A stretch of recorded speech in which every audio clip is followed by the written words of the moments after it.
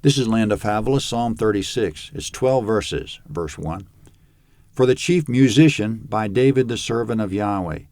An inner sanctuary is within my heart about the disobedience of the wicked. There is no fear of God before his eyes, for he flatters himself in his own eyes too much to detect and hate his sin. The words of his mouth are iniquity and deceit. He has ceased to be wise and to do good. He plots iniquity on his bed. He sets himself in a way that is not good. He doesn't abhor evil.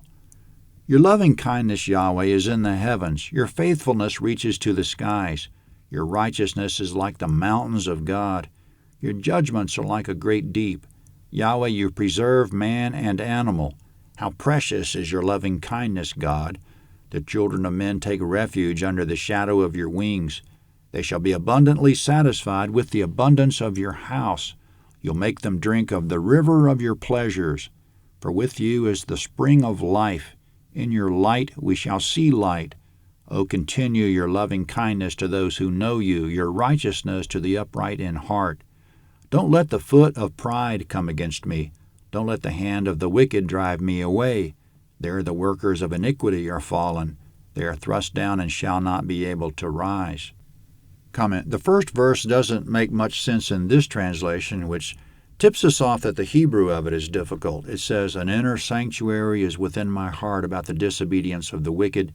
There's no fear of God before his eyes. End quote. It seems to mean I've been trying to get inside the mind of the wicked to understand why he's so disobedient. The bottom line is that he doesn't fear God. We want to give credit here to the World English Bible and their approach to translation, that when the Hebrew meaning is in question, they leave it awkward rather than trying to guess at the meaning of it and smooth it over. We think that's the preferable way of handling it. In verses 2 to 4, in contemplating the mind of the wicked person, David's concluded that the wicked person suffers from a form of insanity. He can't detect his own sin. His pride makes him blind to his faults. He's unable to monitor himself. He can't see inside himself. As a result, he goes off track. He speaks deception and iniquity.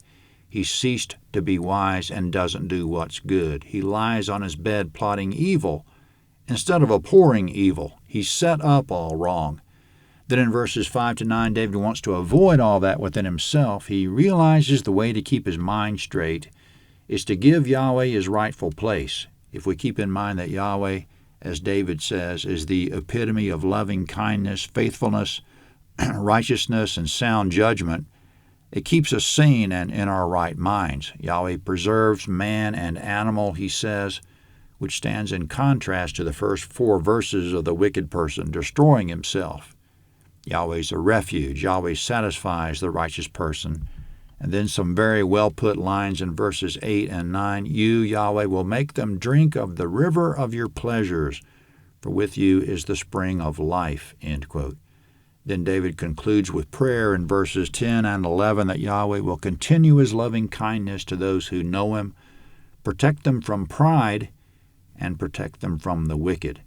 In verse 12, the wicked are fallen and won't be able to rise. Psalm 37 is next.